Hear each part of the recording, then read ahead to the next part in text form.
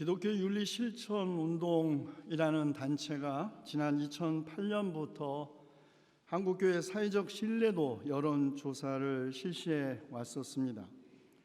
지난 2017년 작년에 조사한 그 5번째 여론조사 결과를 보면 한국교회에 대한 사회적 신뢰도는 20%대를 밑돌고 있었고, 한국교회에 대한 불신은 특별히 30, 40대 연령층에서 가장 높게 나왔습니다. 그러나 너무 걱정하지 마십시오. 그래도 교회는 중간이라도 갑니다. 사회적 신뢰도 0.8% 최하의 국회였습니다. 한국교회에 대한 이런 사회적 신뢰도가 낮은 평가를 받는 데는 그동안 언론에 보도된 여러 가지 불미스러운 사건들이 있습니다. 교회 분열과 교단 갈등, 교회 세습과 재정 불투명성, 교역자들의 성추행과 헌금 횡령, 타종교에 대한 배타적 행동, 촛불과 태극기의 양극화 등이 그것입니다. 그러나 여러분, 한국교회에 대한 도전과 비판은 밖으로부터만 오는 것은 아닙니다. 그리스도인이면서 교회에 가지 않는 이른바 가나안 성도들의 급증도 한국교회 사회적 신뢰도 하락과 관계되어 있다고 보입니다. 여러분, 가나안 성도는 이스라엘 백성이 이집트에서 출애굽해서 들어가기 전에 있었던 성도가 아니죠. 잘 알고 계시는 것처럼 안 나가라는 단어를 거꾸로 한 말놀이에서 비롯된 조어입니다. 가나안 성도, 교회에 안 나가는 성도를 말하죠. 기독교인이면서. 기독교인으로서의 정체성은 확고하지만 그러나 교회는 나가지 않겠다라는 그리스도인입니다. 2012년 한국 기독교 목회자 협의회가 조사했을 때 가나안 성도는 전체 개신교인의 10.5%를 차지했는데 작년 조사 결과에 의하면 19.2%로 급증했다고 합니다. 만약에 개신교인 수를 1000만 명으로 우리가 감안했을 때 이 말은 190만 명의 신도들이 기독교인이긴 하지만 그러나 교회는 가지 않겠다라고 한다는 것이죠. 가나안 성도들을 연구한 종교사회학자 정재영 교수에 따르면 이른바 가나안 성도 현상이란 탈현대사회의 변화와 관계되어 있는데, 탈현대 시대의 사람들은 제도 종교의 의례와 가르침, 계율은 따르지 않으면서 개인적인 신앙생활을 선호하는 경향이 강해지고, 그래서 그들은 영성은 추구하지만 더 이상 제도 종교에 소속되어 강요당하길 원하지 않는다는 뜻에서 영적이지만 종교적이지 않은 spiritual but not religious 특성을 나타낸다라고 말합니다. 이들은 대부분 강요받는 신앙, 위로부터의 신앙이 교회 안에서의 민주적 소통을 방해하기 때문에 비권위주의적인 아주 작은 신앙 공동체를 지향합니다.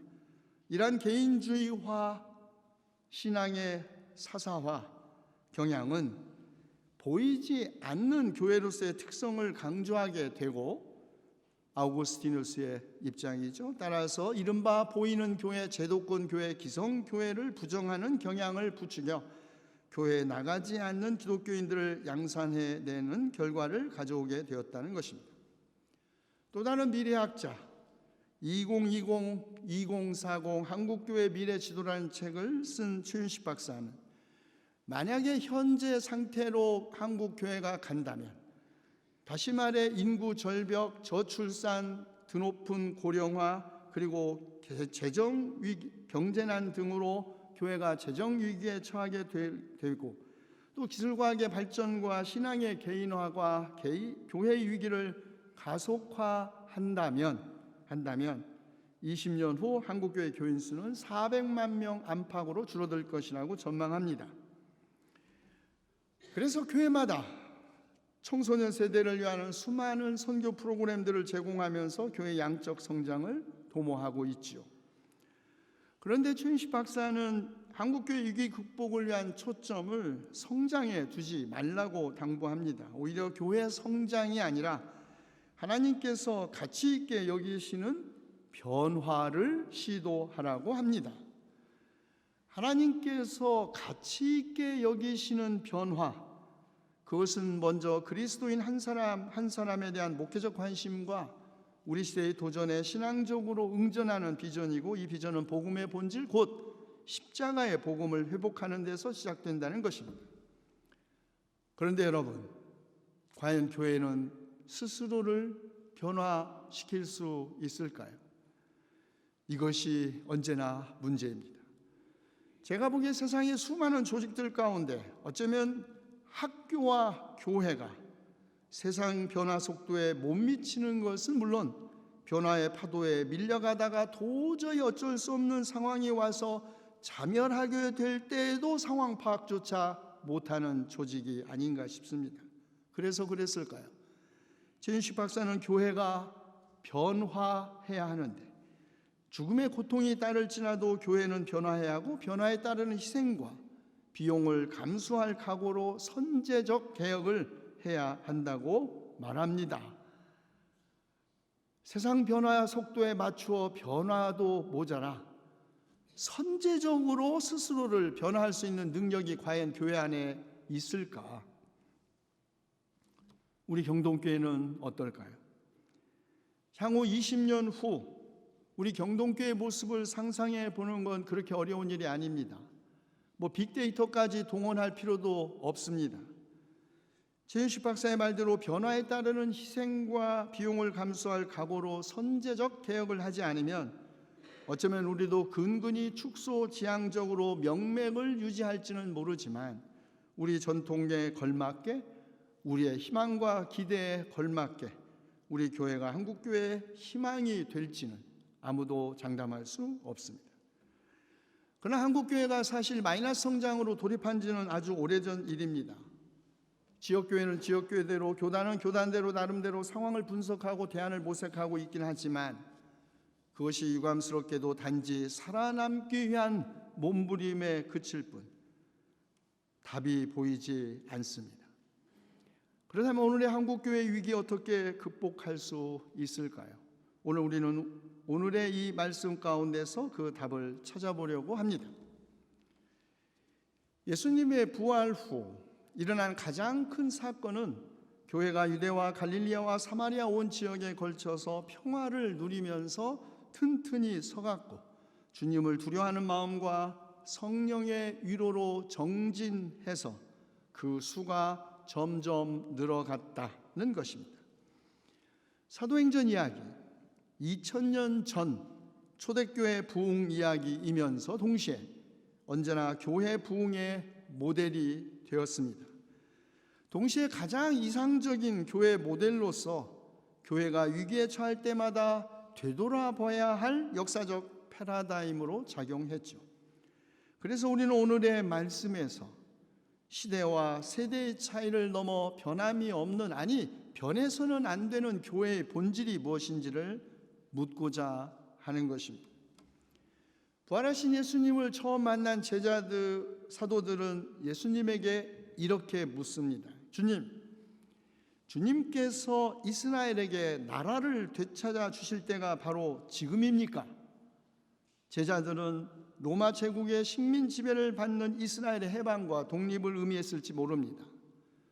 그런데 부활하신 예수님은 이렇게 답변하십니다.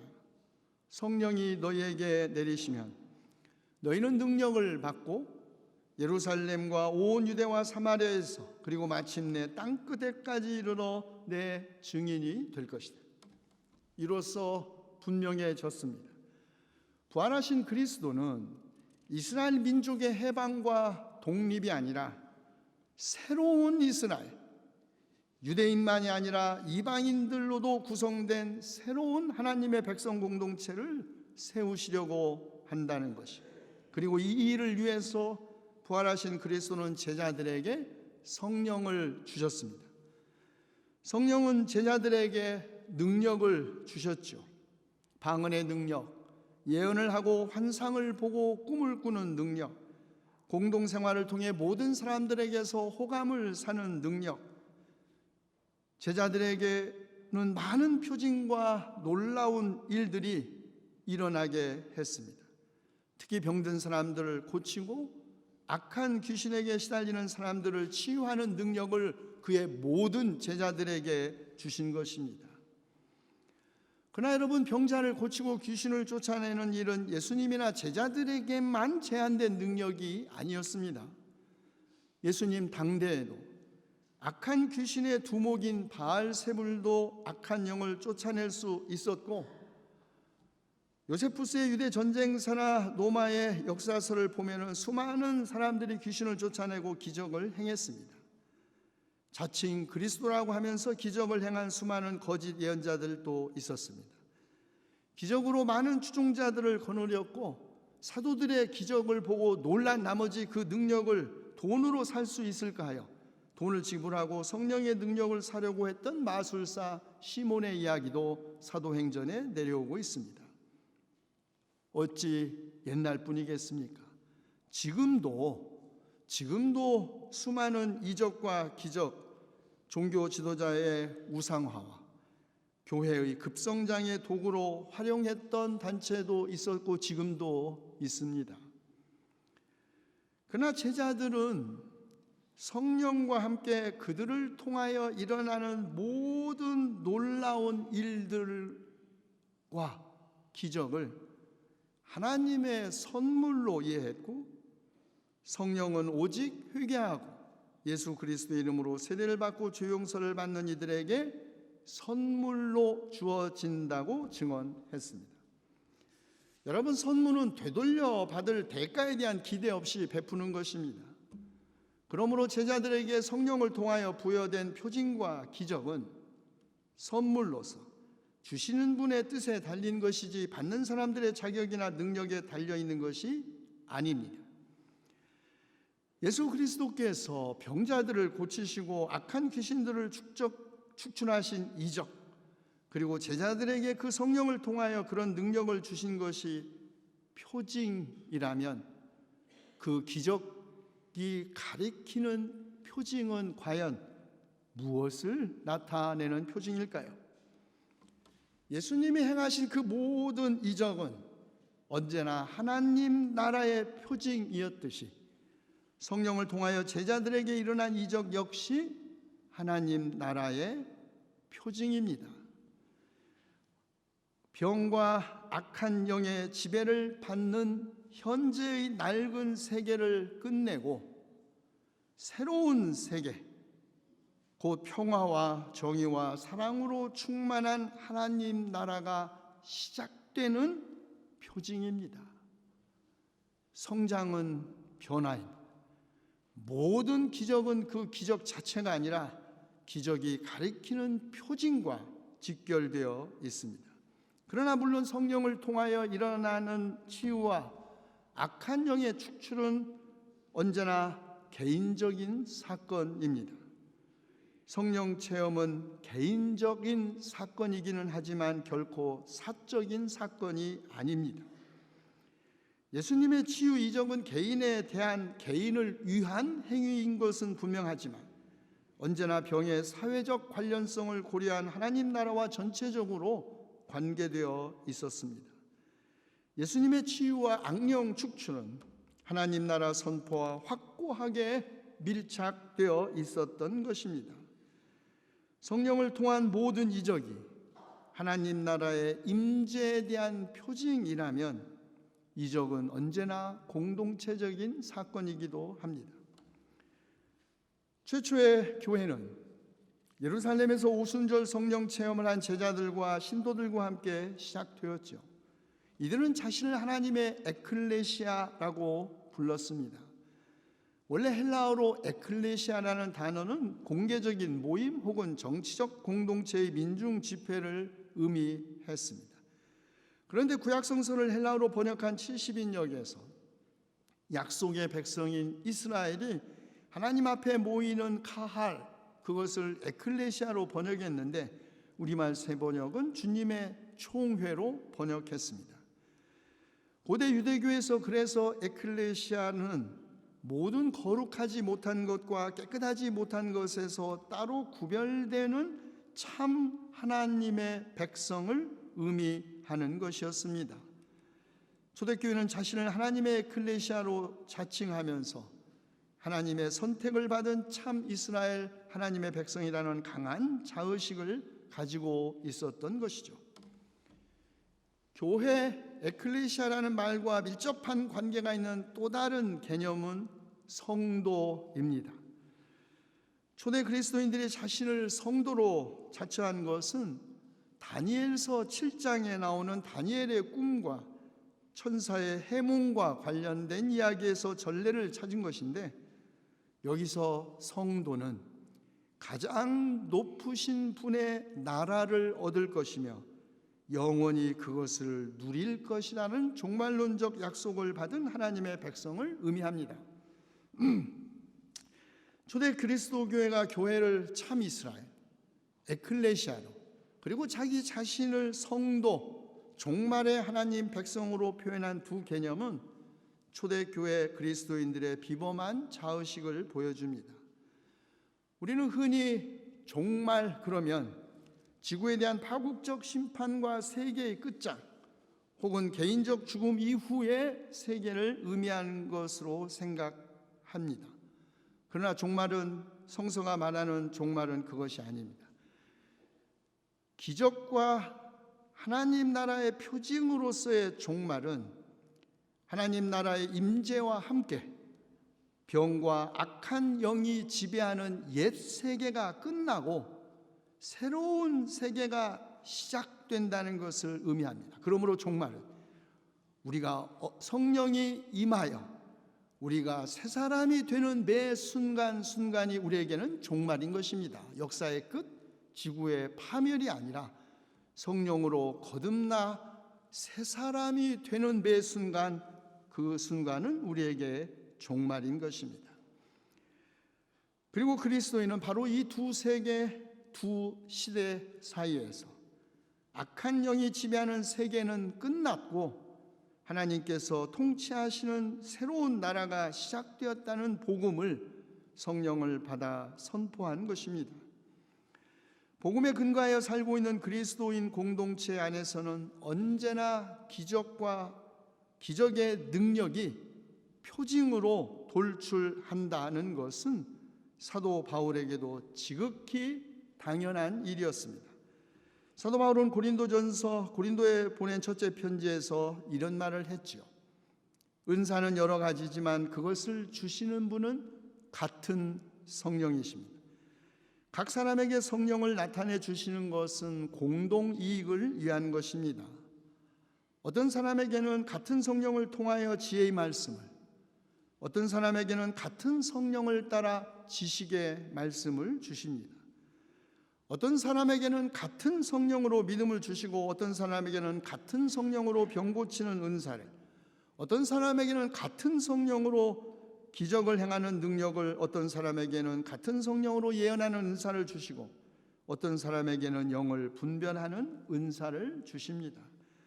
어떤 사람에게는 여러 가지 방언을 말하는 은사를 주시고 어떤 사람에게는 그 방언을 통역하는 은사를 주십니다. 이 모든 일은 한 분이신 같은 성령이 하시며 그가 원하시는 대로 각 사람에게 은사를 나누어 주십니다.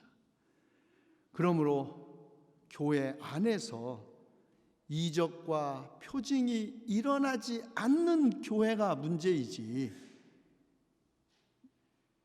교회 안에서 이적과 표징이 일어나는 것이 문제가 아닙니다. 열광주의 위험에도 불구하고 모든 표적과 기적이 지도자의 카리스마를 우상화하거나 그 기적을 통하여 자신의 사적 이익을 챙기려는 그런 위험성에도 불구하고, 그때도 있었고 지금도 충분히 있는 그 위험성에도 불구하고 사도 바울은 자유로운 성령의 은사를 교회 안에서 억압하지 않았습니다. 바울은 교회 안에서 일어나는 모든 기적들은 성령 임재의 표징이고, 이런 기적들이 교회 안에서 일어나는 것은 공동 이익을 위한 것이라고 말합니다. 그렇다면 성령 임재의 표징인 기적이 뒷받침하는, 우리가 기도를 통하여 우리의 질병을 치유받고 우리가 기도를 통하여 새로운 사람으로 거듭나는 이 모든 표징과 기적이 뒷받침하는 공동 이익은 무엇일까요? 사도 바울, 유대 사람이든지 그리스 사람이든지 종이든지 자유인이든지 모두 한 성령으로 세례를 받아서 한 몸이 되고 또 모두 한 성령을 마시게 되는 것이라고 말합니다.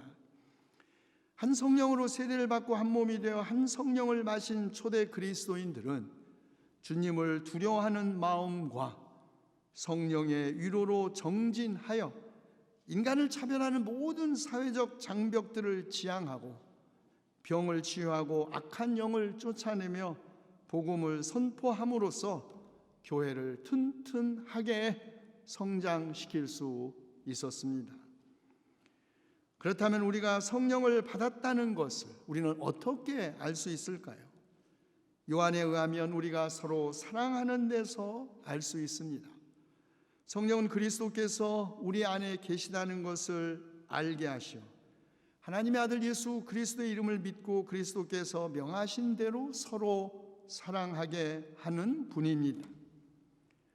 그러나 우리가 그리스도 안에 머물러 있을 때 주님도 우리 안에 머무르십니다.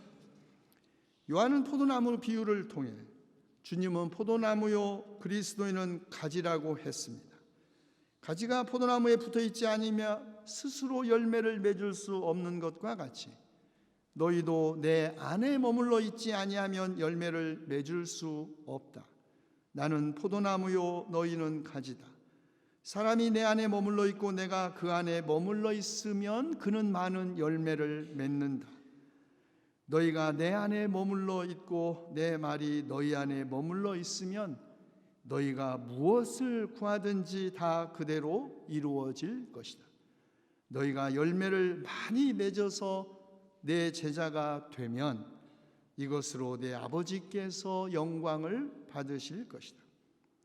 가지가 나무에 붙어 있을 때 열매를 맺을 수 있는 것처럼 우리도 그리스도 안에 머물러 있을 때 그리고 주님의 말씀이 우리 안에 머물러 있을 때 우리가 구하는 모든 것이 다 그대로 이루어질 것이라는 말씀이죠. 그리고 우리가 열매를 많이 맺는 제자가 될 때 하나님께서 세상 사람들로부터 영광을 받으실 것이라는 말씀입니다. 그리스도인 개인만이 아니라 공동체인 교회의 온 실존이 기적과 복음 진리를 위한 표징이 될 수 있는 길은 우리가 그리스도 안에 머물러 있을 때이고 우리가 구하는 모든 것이 실천으로 열매를 맺을 때입니다. 그때 비로소 하나님은 온 세상의 영광을 받으시고 교회는 다시 온 세상의 희망, 새로운 대안적 공동체가 될 것입니다. 기도합시다. 4월 27일 우리 민족의 희망을 안고 세계의 뜨거운 관심 속에서 세 번째 남북 정상회담이 있었습니다. 평화의 왕으로 오신 주님, 남북의 두 정상과 우리 민족에게 약속을 실천할 의지와 힘을 주시고 주변 강대국들과 함께 진정한 평화와 번영을 이루어갈 수 있는 지혜를 주옵소서. 65년 역사상 가장 긴 형제 전쟁을 지금도 지속하고 있는 한국 전쟁을 우리가 마침내 끝내고 민족적 화해와 평화 번영의 새로운 시대를 열어 이웃 나라들로부터 존경받는 나라가 되게 하옵소서. 주님을 두려워하는 마음과 성령의 위로로 정진해서 평화를 누리면서 튼튼하게 서간 초대교회처럼 우리의 지도자들이 주님을 두려워하는 마음으로 국민을 섬기게 하시고 상처받은 국민은 성령의 위로로 함께 정진하게 하시어 우리나라가 평화를 누리면서 더욱 튼튼하게 설 수 있게 하옵소서. 우리 주 예수 그리스도의 이름으로 기도하옵나이다.